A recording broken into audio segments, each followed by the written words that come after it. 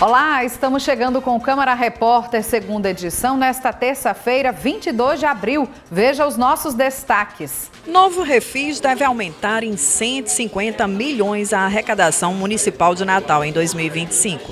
Professores da UFRN beneficiados com precatórios já podem consultar valores. Fiéis abrem inscrições para vagas remanescentes do primeiro semestre.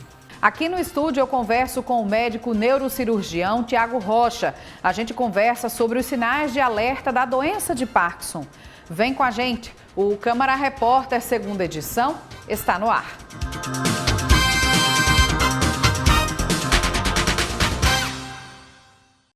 Atenção, contribuintes! A Prefeitura de Natal lançou um novo programa de recuperação fiscal. O Refis oferece condições facilitadas para quem deseja quitar dívidas com o município. Lançado no final da manhã desta terça-feira, o novo Refis oferece condições facilitadas para que os contribuintes possam regularizar débitos junto ao município, de hoje, 22 de abril, a 30 de junho. O objetivo do programa é reduzir a inadimplência na capital potiguar e aumentar a arrecadação municipal. A expectativa é que sejam arrecadados 150 milhões com o novo Refis. Quem pode participar é qualquer contribuinte do município de Natal que esteja inadimplente, seja ele contribuinte de IPTU, de ISS, as taxas, taxa de licença, taxa de vigilância, todos os tributos do município. E realmente é um pacote que foi criado, para facilitar que as pessoas fiquem em dia, tanto empresas como pessoa física. O titular da Secretaria de Finanças de Natal, Marcelo Oliveira, explicou as regras e os benefícios do programa. Ele também destacou os canais para negociação. O grande diferencial é justamente a ampliação do parcelamento. Hoje em dia só parcela até 48, nós estamos ampliando para 60 vezes. Estamos dando 100% de juros, até 90% de desconto em multas de mora. Então, no caso da pessoa que paga à vista, ela consegue o desconto máximo, que é 100% de juros e 90% de desconto na multa. Outro diferencial é que se a pessoa já teve um parcelamento, isso é importante, se a pessoa já teve um parcelamento e desparcelou por inadimplência, ela hoje só conseguiria, até ontem, só conseguiria reparcelar em até 12 vezes. E agora ela consegue juntar tudo. Quem também não pagou 2024, IPTU, por exemplo, aí está pagando 2025 e não consegue encaixar as duas parcelas, só conseguia também em 12. Então agora você tem como juntar tudo em um parcelamento único e dividir em 60 vezes. E a entrada, que era uma outra reclamação, a gente ouviu os contribuintes para formatar esse refis, a entrada padrão era 10% e no caso de reparcelamento era 20%. Então, dependendo do valor do débito, ficava pesado para a pessoa dar a entrada. A pessoa até conseguia pagar a parcela, mas como a entrada era alta, ela não fazia o parcelamento. E agora a parcela é em valor igual. Você pega o valor do débito, divide a quantidade de parcelas e o valor da parcela é a entrada. Marcelo, quais são os canais para o contribuinte que tem interesse no Refis, quer pagar as suas contas com essas condições facilitadas? Perfeito. O principal canal é o nosso site, natalrn.gov.br/cefim. Lá tem todas as informações. Lá tem um link para o nosso próprio WhatsApp, que é o 987861990. Nosso WhatsApp está preparado com opções automáticas e também com atendimento humano. Tem lá todas as informações sobre o Refis. E as pessoas às vezes querem um atendimento presencial. Nós temos um atendimento presencial na Rua Sul, na sede da Secretaria, próximo à Catedral. As pessoas que já estão com cobrança judicial podem procurar não só a gente, mas também a Procuradoria. A Procuradoria no prédio da Princesa Isabel tem um atendimento específico sobre demanda jurídica. Às vezes a pessoa está com um bloqueio judicial, o imóvel prestes a ir para a penhora. Então, realmente o momento é esse, de aproveitar essa oportunidade, se regularizar e dormir tranquilo em dia. Presente na apresentação do programa, o prefeito de Natal, Paulinho Freire, destacou a importância da iniciativa para a arrecadação municipal, fundamental para viabilizar serviços e obras estruturais na cidade. Espero que seja uma arrecadação muito boa. O município precisa manter os seus serviços em dia e precisa fazer novos investimentos na nossa cidade. E é com esse recurso que nós vamos nos planejar para os próximos 3 anos e meio. A morte do Papa Francisco nesta segunda-feira, dia 21 de abril, repercutiu em todo o mundo. Líder da Igreja Católica por 12 anos, Francisco marcou seu pontificado por gestos de humildade, diálogo interreligioso e atuação política em defesa dos mais pobres e vulneráveis. No pequeno expediente da sessão ordinária desta terça-feira, os vereadores da Câmara de Natal lamentaram a morte do Papa, que faleceu aos 88 anos em decorrência de um AVC e insuficiência cardíaca.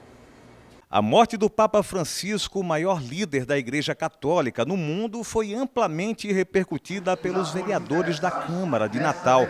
Na sessão ordinária desta terça, durante o pequeno expediente, os parlamentares destacaram o legado de liderança espiritual, humanidade e de diálogo que o Papa deixou para o planeta, mesmo em meio às diferenças. Cresci dentro da igreja e vi o quanto esse Papa foi importante dentro da igreja, sabe? É um ser de luz, um cara que veio para agregar, veio num momento difícil da igreja, onde se questionava diversos dogmas.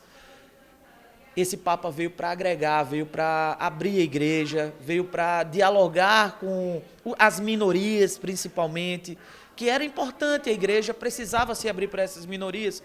A igreja não poderia ficar com os mesmos pensamentos de 2, 3, 4, 5 mil anos atrás. Então, o Papa foi extremamente importante para isso.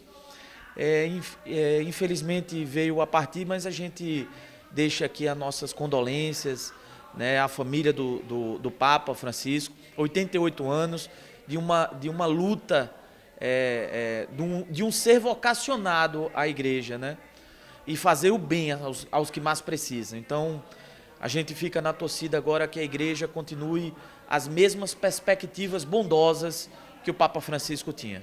Com muita comoção que a gente lamenta o falecimento do Santo Padre, o nosso Papa Francisco, que quebrou paradigmas da Igreja Católica e mostrou para toda a sociedade, para todo o mundo, que a nossa Igreja Católica é uma igreja de união e não de segregação. Eu, enquanto jovem cristão, católico, seguimista que sou, você fica enlutado, você fica triste porque o Papa marcou muito nossa trajetória enquanto jovem cristão. Mas ele deixou um legado. Inclusive, em seu testamento, ele fala que ele solicita, inclusive, um cerimonial de morte simples, com o seu caixão no chão, para mostrar poucas pompas e sim realmente a humildade que ele tinha. E que essa é a humildade que a gente possa seguir como ele tanto ensinou. Ele até também mencionou em seu testamento, para quando falecer, que as pessoas lembrassem dele apenas como Francisco, e que ele também pediu que todo mundo pudesse buscar a paz mundial e a paz entre os povos. Então esse ensinamento, o legado de um homem que com certeza, um homem santo que tanto nos ensinou. Vereadores que não são católicos também expressaram solidariedade pela morte do pontífice. Nós queremos nos solidarizar com todos os nossos irmãos cristãos católicos pela partida do Papa Francisco, mesmo evangélico, temos um só Deus e é momento de comoção a todos os cristãos. Aqui queremos deixar o nosso voto de pesar a todos os irmãos católicos, dizer que é uma grande perca para todos nós, mediante a uma pessoa tão importante que prega o Evangelho de Jesus Cristo, a humanidade, que prega a comunhão, que prega a união entre os povos e sempre pelo bem comum de toda a sociedade. Que Deus abençoe e traga o consolo através do seu Santo Espírito para toda a comunidade católica. Com certeza. Eu passei 17 anos da minha vida, né, na Igreja Católica, sendo católica, pela criação que eu tive com meus avós. Então foi uma perca gigantesca, triste, né? Ele era um homem muito sábio, tinha uma vasta experiência. Seus conselhos eram brilhantes, né? Era algo que vinha da parte do próprio Deus mesmo, mas agora ele está num lugar melhor, né? Eu me solidarizo com a família, né? Com os fiéis que tinham esse convívio com ele também, com todos os fiéis que nesse momento estão sentindo esse luto também, mas agora ele está em um lugar melhor, né? Está no braço do Senhor. Tenho certeza que foi recebido de braços bem abertos por Deus, né? Então, que ele encontre descanso e que Deus o receba de braços abertos. Ainda no pequeno expediente, os vereadores também lamentaram a morte do ex-vereador de Natal, Bertone Marinho. Bertone, além de ser vereador, esteve vereador aqui, né? Eu estive trabalhando na época aqui na Câmara Municipal, mas lamento muito, né, por a depressão ser uma doença tão silenciosa, né, que está matando todos os dias milhares de pessoas, né, e precisamos refletir, precisamos criar mais políticas públicas e realmente políticas efetivas, né, que cuidem da saúde mental das pessoas. Infelizmente, essa é uma doença silenciosa, né, que vem matando muita gente. A gente precisa alertar o poder público para que possamos trabalhar ainda mais para combater que vidas como o de Bertone venham ser ceifadas, né, com essa depressão nos próximos dias aqui em Natal. Então, deixo aqui minha mensagem de solidariedade a todos os familiares de Bertone Marinho, a sua mãe Fátima, o seu pai Jurandir, né, os seus filhos, deixou 2 crianças órfãs. Isso daí quem é pai sente, né, e roga a Deus para que ele esteja em um bom lugar. Me solidarizo com toda a família do então vereador Bertone Marinho, um jovem que estava passando uma série de dificuldades, a dificuldade que muita gente vem passando, que é a questão da depressão. Infelizmente, ele chegou ao estágio máximo que poderia ser feito, mas eu me solidarizo novamente com a família e desejo força e consciência para toda a família. Agora a gente muda de assunto para falar que os professores da UFRN beneficiados pela ação dos precatórios já podem consultar a partir desta terça-feira os valores a que têm direito. A repórter Simone Silva conversou com o diretor da Adurne e tem mais informações. A partir desta terça-feira, 22 de abril, os professores beneficiados pela ação de precatórios podem consultar o site do Adurne Sindicato. Para falar mais sobre o assunto, eu vou conversar com o diretor-secretário da entidade, Dimitri Guedes. Professor Dimitri, que precatórios são esses? Que ação é essa? Então, são precatórios decorrentes dos planos Bressa e Verão, né? É uma ação já ajuizada há 34 anos e que a gente, né, o Adurne Sindicato, recentemente conseguiu a possibilidade de um acordo, né, da assinatura de um acordo junto à PGF. E quem são os beneficiados? São professores, mas que professores são esses? Então, são docentes desse período, né, 87, 88, salvo engano, que em função desses planos tiveram problemas salariais, né, e a gente, né, recentemente conseguiu esse acordo, contemplando em torno de 1.951 docentes, né, a maioria aposentada, tá? Alguns, infelizmente, já falecidos, em torno de 430 desses beneficiários já falecidos, né? E a gente está iniciando essa semana com a vinda deles aqui para a gente poder, né, dar ciência a eles dos valores de acordos e, consequente, a assinatura. Professor, sabe o montante que envolve esses precatórios? Olha, é um montante de algo em torno de 300 milhões de reais. E o que os beneficiados devem fazer? Tem o site, eles também podem procurar aqui a sede. Deixa o site aí para esses professores. Então, o Adurne Sindicato vai estar atendendo esses docentes até o dia 23 de maio, das 9 da manhã às 15 horas da tarde, aqui na sede do sindicato, né, na UFRN. E ele pode fazer esse agendamento pelo site, que é o adurne.org.br, tá? Ou então vindo aqui à sede do sindicato, que a gente também está procedendo esse agendamento. É importante colocar, né, que a gente tem dentro desse grupo de docentes todos e todas idosos, né? Então, assim, todos são prioritários e a gente tem trabalhado nessa perspectiva do agendamento exatamente para promover o melhor conforto e comodidade para essas pessoas. Muito obrigada. Eu conversei com o diretor-secretário da Adurne, o professor Dimitri Guedes, sobre a ação de precatórios. Então, os professores beneficiados podem consultar aí o site da entidade, www.adurne.org.br. Agora a gente fala de oportunidade. É que o Instituto Federal de Ciência e Tecnologia, o IFRN, abriu concurso público com mais de 50 vagas para professor. Simone Silva tem outras informações. Está aberto o edital do concurso público que oferece 52 vagas para professor do IFRN, com salário inicial de R$ 6.180,86, podendo chegar a mais de R$13 mil, de acordo com a titulação acadêmica do candidato. As inscrições têm início no dia 30 de abril e seguem até o dia 3 de junho, exclusivamente pela internet no site da FUNCERN. O valor da inscrição é R$ 200, com isenção prevista para pessoas inscritas no CAD único e também para doadores de medula óssea. O processo seletivo está dividido em 3 etapas. A prova escrita, que deve ocorrer no dia 20 de julho, a titulação acadêmica e a prova de desempenho didático. Há vagas para pessoas com deficiência, negros, pardos e pretos autodeclarados. O resultado do concurso, o resultado final, está previsto para o dia 8 de dezembro.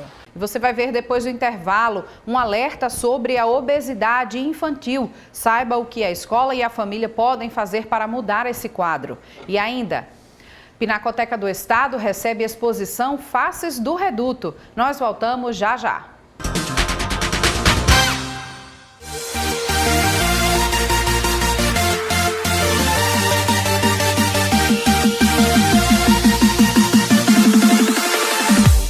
Fala galera, passando para dizer que todas as notícias do esporte local você encontra no programa Câmara Esportiva. Aqui você tem matérias especiais, entrevistados, comentários de quem entende do assunto e muita interatividade. Lembrando que entramos no ar de segunda a sexta-feira ao vivo, sempre a partir de 1h20 da tarde. Te espero aqui na TV Câmara Natal. Até lá!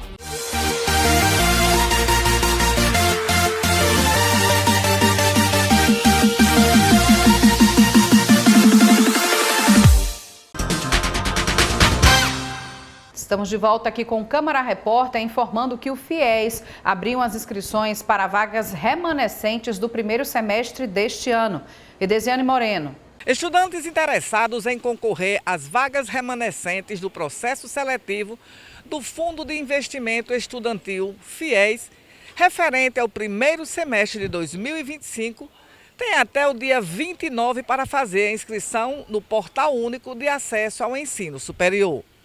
Serão oferecidas 67.301 vagas para os candidatos que atendam às seguintes condições: ter participado do Enem a partir da edição de 2010, ter obtido média das notas nas 6 provas superior a 450 pontos e na redação nota superior a 0, não ter participado do Enem como treineiro e possuir renda familiar mensal de até 3 salários mínimos. Os pré-selecionados poderão solicitar contratação de financiamento de até 100% dos encargos educacionais cobrados pelas instituições.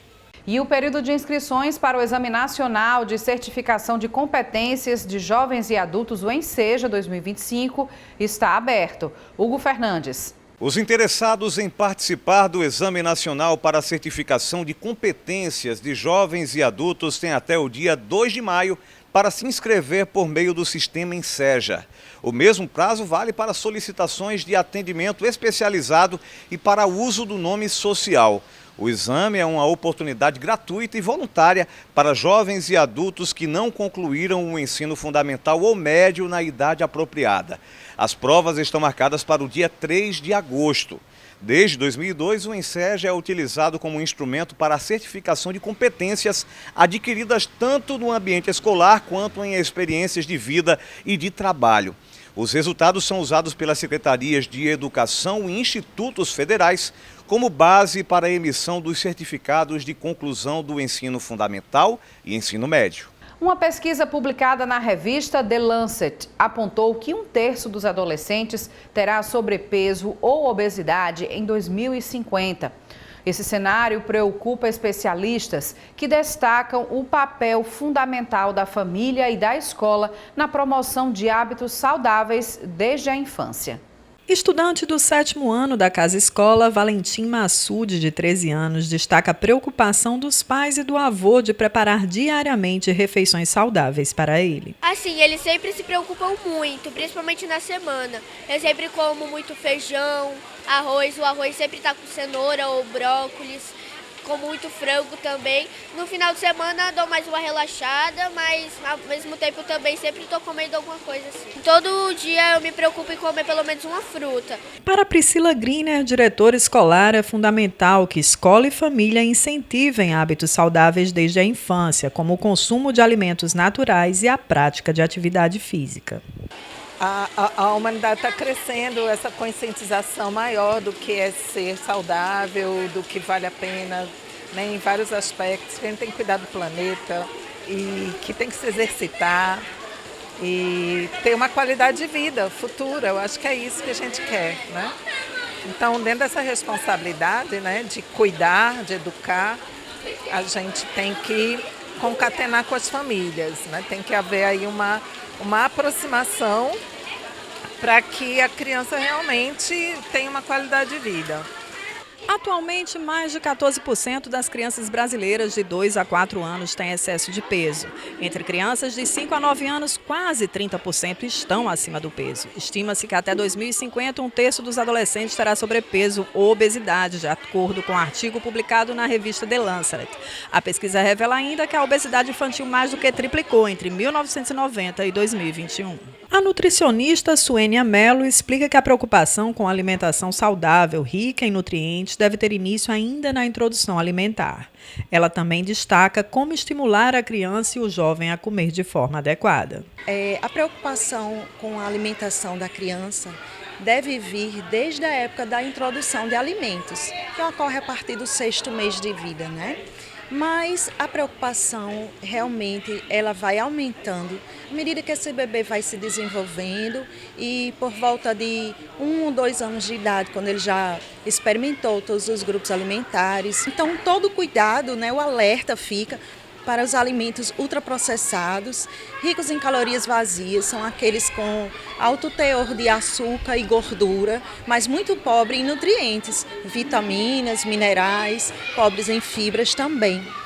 E aí, por volta de quando a criança sai da educação infantil, que ingressa no Fundamental 1, a gente já percebe um consumo alto, uma frequência alta desses alimentos ultraprocessados. A criança já tem mais autonomia também para fazer a escolha dos alimentos. Então, isso é uma questão que a família e a escola tem que estar muito bem alinhado, né, com relação a isso, que as famílias procurem fazer as escolhas junto com as crianças, as boas escolhas alimentares, né? Para uma prática alimentar, a construção de um hábito alimentar mais saudável. A nutricionista explica também que desenvolve ações na instituição de ensino que estimulam não só crianças e jovens, mas toda a comunidade escolar a consumir frutas, vegetais e hortaliças. Toda a comunidade escolar é envolvida nesse tema alimentação saudável, né? Então, com relação às crianças, nós temos o famoso Dia da Fruta, que não trabalhamos apenas a fruta naquele dia, mas dependendo do que a professora, da proposta pedagógica daquela professora naquela turma, pode-se trabalhar um tubérculo, ou um cereal, ou outro vegetal. E também, geralmente, é a fruta que a gente trabalha com maior frequência. E temos práticas culinárias também, todas sempre voltadas para as receitas mais saudáveis, né? Com pouca adição de açúcar ou nenhuma, com boas gorduras, com alimentos minimamente processados. E com relação a uma preocupação também com a nossa equipe, com os adultos da nossa escola. Então, nós percebemos que muitos adultos eles não tinham o hábito do consumo de frutas diário, em virtude mesmo da rotina do dia. Então, muitos relatavam, eu não tenho tempo, eu saio de casa apressada e passo o dia fora de casa e não, o espaço da fruta era tomado por outros tipos de lanche e atividades. Então, a escola propôs a oferta de uma fruta ao dia para cada profissional da escola, né? Para que a pessoa, quem não tinha o hábito, passou também a ter essa oportunidade de se abrir um pouco, né? Para criar esse hábito. E quem já tinha, acrescentou mais essa oportunidade. A Pinacoteca do Estado recebe até maio a exposição Faces do Reduto, que celebra a memória, a identidade e a resistência da comunidade do Reduto, localizada em São Miguel do Gostoso, no litoral norte. Uma verdadeira imersão na comunidade localizada em São Miguel do Gostoso. A exposição Faces do Reduto, aberta esta semana, apresenta as muitas faces de saberes e fazeres da comunidade à beira-mar do litoral norte potiguar, captada pela cineasta Mônica McDowell. Faces do Reduto são as diversas faces dessa comunidade do Reduto, que é riquíssima em seus patrimônios culturais, como a renda de labirinto, a pesca artesanal, o canto do aboio, o fazer da goma e da farinha de mandioca. Então a exposição Faces do Reduto traz isso tudo para a gente em diversos formatos. Inspirada na trilogia documental da artista e cineasta, a mostra, em exposição na Pinacoteca do Estado, teve curadoria de Manuel Onofre Neto. Faces do Reduto é uma declaração de amor da artista Mônica McDowell à comunidade do Reduto. É realmente uma declaração de amor, mas é uma declaração de amor repleta de delicadeza, repleta de verdade. As fotografias e os curtas-metragens traduzem verdadeiramente a beleza, mas traduz também a dureza da vida e do dia a dia dessa comunidade. Mônica consegue, e a exposição busca trazer essa experiência, mostrar a verdade do Reduto, mostrar com poesia, mostrar com delicadeza a beleza e a grandiosidade dessa comunidade. São 5 instalações principais, intituladas Minha Terra, Minha Farinha, Meu Mel, Minha Jangada e Meu Labirinto, que por meio de objetos, palavras e imagens simbolizam a memória coletiva da comunidade. Comunidade esta formada por pessoas como as artistas em labirinto Mariquinha Silva e Robéria Menezes, que preservam a tradição do labirinto, forte na comunidade do Reduto e que busca continuidade nas novas gerações. Estou muito feliz, mais do que tudo. A gente fica muito feliz, né, de ver todo mundo gravando, dizendo as coisas, a gente fica lá em cima. A gente vem vestir o Reduto todos os dias e não dá o devido valor. Aí quando a gente sai, que vem ver o que a gente produz, o que a gente faz, se encanta e emociona muita gente. Pessoas também como o pescador Luiz Julião Ribeiro, que desde os 12 anos lançou sua rede ao mar e com a arte da pesca sustentou 6 filhos. Ele não escondeu a emoção ao ver sua comunidade retratada na exposição. Isso é uma alegria satisfatória demais em ouvir, assim, o Reduto hoje está brilhando, porque chega essas pessoas que nem Mônica, né, que chegou no intuito de morar no Reduto e ver uma comunidade que é muito acolhedora. O Reduto é uma comunidade muito acolhedora, então o que acontece é que ela se apaixonou pela comunidade e por isso ela se interessou a fazer esse trabalho tão maravilhoso que hoje eu estou encantado e estou vendo aqui dentro eu estou em outro mundo sem saber onde eu estou. Está entendendo? Estou encantado demais com esse brilhante trabalho de todo mundo que é em conjunto. Sacos de farinha e goma bordados em labirinto e representações das velas de jangadas mostram a comunidade do litoral norte. Expressa na mostra que tem até sala imersiva, que leva o visitante a vivenciar a paisagem do Reduto. A partir da curadoria de Manuel Onofre, Ângela Almeida e eu, a gente pensou como dar forma a essas ideias na exposição, né?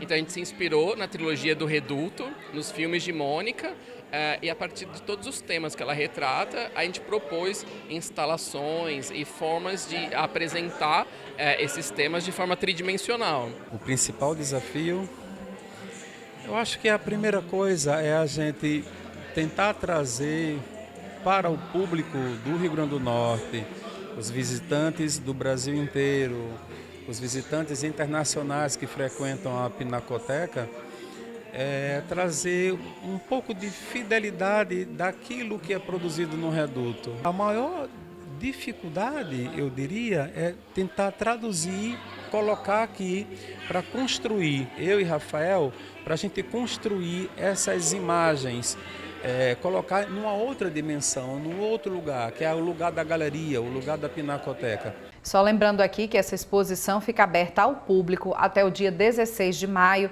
e a entrada na Pinacoteca é gratuita. E a seguir, eu converso aqui com o médico neurocirurgião Tiago Rocha sobre a doença de Parkinson e a importância do diagnóstico precoce. Não saia daí que o intervalo passa rapidinho.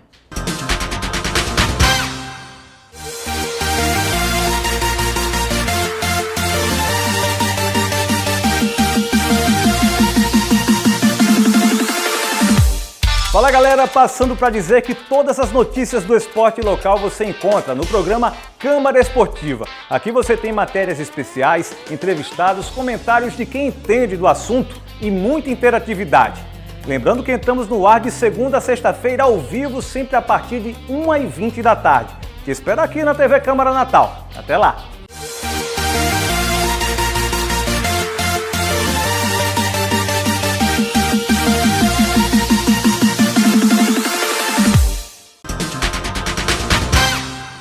Estamos de volta aqui com o Câmara Repórter para falar sobre a doença de Parkinson.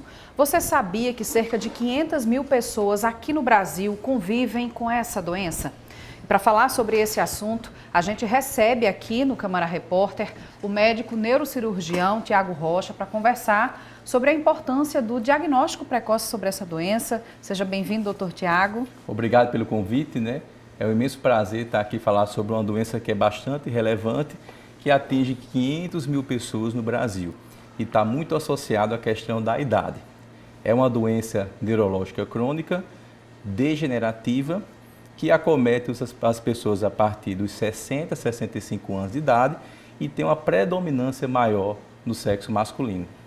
Há uma predisposição genética? O que é que pode se caracterizar assim, do surgimento dessa doença, né, desses sinais? Em alguns casos, principalmente aqueles casos que acontecem abaixo dos 50 anos, que são as formas precoces da doença. Nessas formas precoces é onde a gente vê que a herança familiar, em torno de 15% das pessoas que têm Parkinson, nessa faixa etária abaixo de 50 anos, ela tem algum familiar que esteja envolvido com a doença. Então, para essas pessoas, a gente fala que a genética pode estar envolvida.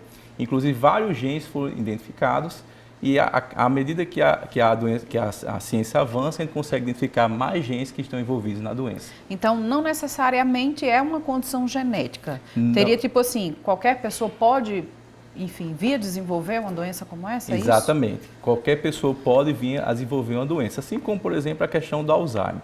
Então, por ser uma doença neurológica que está relacionada com a idade, uma doença degenerativa, então ela tem um fator de idade, um fator muito causal da doença, né?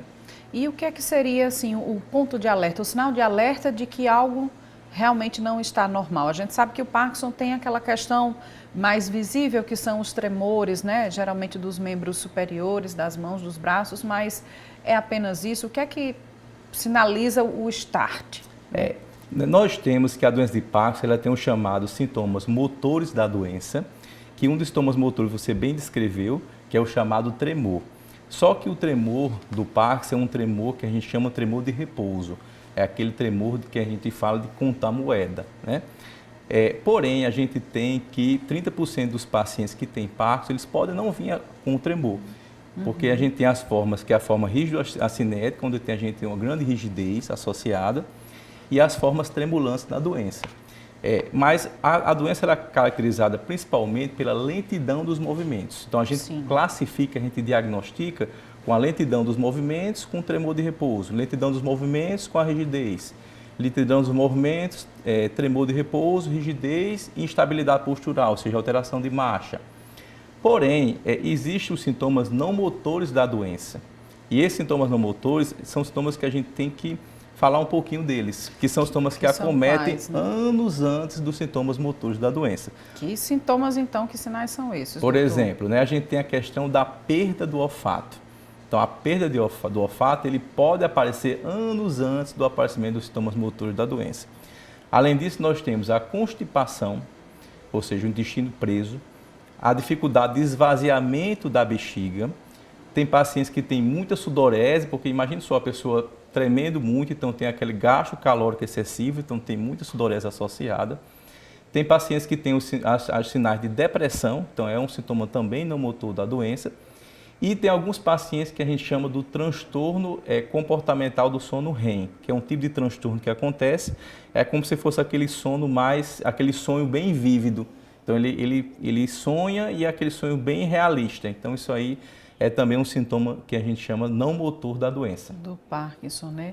Muito interessante mesmo. Por isso que é importante, quando a gente fala em diagnóstico precoce, as pessoas estarem atentas a esses sinais que o corpo dá, né? Que muitas vezes as pessoas ignoram, acham que não é nada, mas se perceber uma continuidade de uma repetição disso, é um sinal de alerta, não é isso? É um sinal de alerta. O diagnóstico precoce ele é fundamental para que as pessoas elas não percam a sua qualidade de vida. Então, uma vez um médico especialista avaliando os sinais e sintomas da doença, vendo que esse paciente tem parkinsonismo, ou seja, esses sinais e sintomas associados, né, como rigidez, lentidão dos movimentos, tremor e outros os sintomas não motores da doença. Então, se ele tiver sinais de parkinsonismo, aí ele vai avaliar se é a doença de Parkinson clássica, ou seja, aquela idiopática, que a causa é indeterminada, ou o parkinsonismo associado a outras condições, como, por exemplo, a questão de medicamentos. Tem alguns medicamentos, por exemplo, medicamentos para labirintite, pode dar sintomas de parkinsonismo. Alguns neurolépticos também estão associados a sintomas de parkinsonismo. Sim. Existem aquelas formas de Parkinson que são atípicas, né, que não respondem bem ao tratamento medicamentoso. Então, é importante a gente avaliar bem esses sinais de alerta da doença, né? O senhor falando aí sobre essa questão dos medicamentos, esses tratamentos hoje, eles são mais avançados? É apenas com a questão das drogas, das medicações?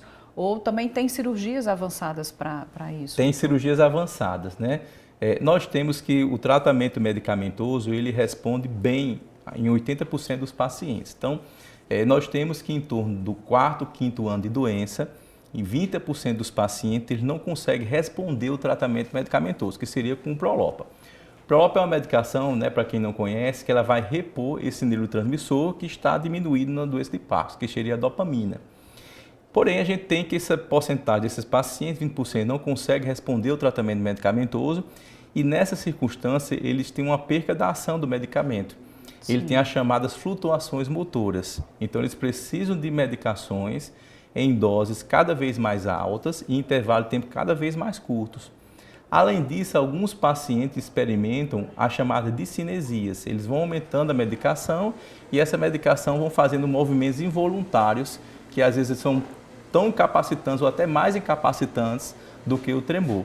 Nessa situação de flutuações motoras, que da perda de ação dos medicamentos, é onde a gente avalia a proposta do tratamento cirúrgico. Sim. O tratamento cirúrgico através da neuromodulação é um tratamento que ele tem mais de 30 anos de estudos, né, em relação a ele. Então, ele consiste em quê?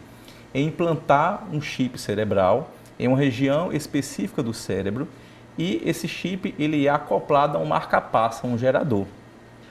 Esse gerador ele vai lançar estímulos elétricos, então vai ter um campo eletromagnético naquela região do cérebro, sim, de maneira a modular a questão dos movimentos, a melhorar esses movimentos. Não representa a cura, porque infelizmente a doença de Parkinson não tem cura.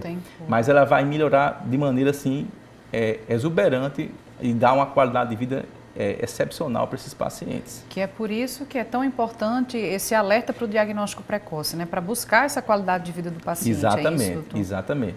E, além disso, a questão da neuromodulação, nós também temos outros tratamentos. Um tratamento chegou no Brasil recentemente, que é o HIFU, que é um tratamento de ultrassom focado, está lá no Einstein, ele iniciou esse ano, que ele faz uma lesão em regiões específicas de maneira a melhorar esses movimentos, esses sinais motores da doença. É um tratamento que não requer incisão, corte na pele. Então, vai depender muito do tipo de paciente. Então, tem paciente que a neuromodulação vai ser melhor, tem paciente que sim, o HIFU vai ser melhor. Então, a gente vai individualizar, vai ver as características, né, como a doença impacta naquele indivíduo para escolher qual alternativa terapêutica seria mais adequada. Realmente, a medicina continua avançando muito, né? São muitas pesquisas, muitas novas formas de tratamento e que a gente torce que cada vez mais, como a gente tem conversado aqui, melhorem essa qualidade de vida, né, dos pacientes com Parkinson, que a gente sabe que não é uma realidade fácil, né? Não é uma realidade fácil, né? Infelizmente, o tratamento do medicamentoso, ele consegue os pacientes pegarem a medicação de forma gratuita, porém o tratamento fornece. Porém o tratamento cirúrgico, ele ainda é uma barreira. Ainda tem algumas dificuldades, tem no rol da ANS, o SUS ele dá esse tratamento, mas assim, de maneira ainda um pouquinho mais limitada. Então, infelizmente, tem muitos pacientes que não conseguem se beneficiar, né, do tratamento cirúrgico, né? E aí eles perdem uma qualidade de vida assim, impressionante. Bom, então, doutor, eu agradeço aqui a sua participação conosco, trazendo esses esclarecimentos, né, esse alerta para a população, para ficar, né, como o senhor bem reforçou aqui no início, né, os homens, principalmente a partir em torno dos 60 anos, não é isso? Exatamente. Que essa doença pode surgir. Então, a gente deixa aqui esse esclarecimento. Muito obrigada. Eu que agradeço, né, o convite, a participação. E é um tema que é bastante relevante e a gente tem que, através do conhecimento, tentar combater os estigmas, né, que a doença infelizmente ainda apresenta, né? Muito obrigada. E esta edição do Câmara Repórter fica por aqui. É você que nos acompanha. Obrigada pela audiência. A gente volta a se encontrar nesta quarta-feira com outras notícias aqui da Câmara Municipal e também da nossa cidade. Tchau.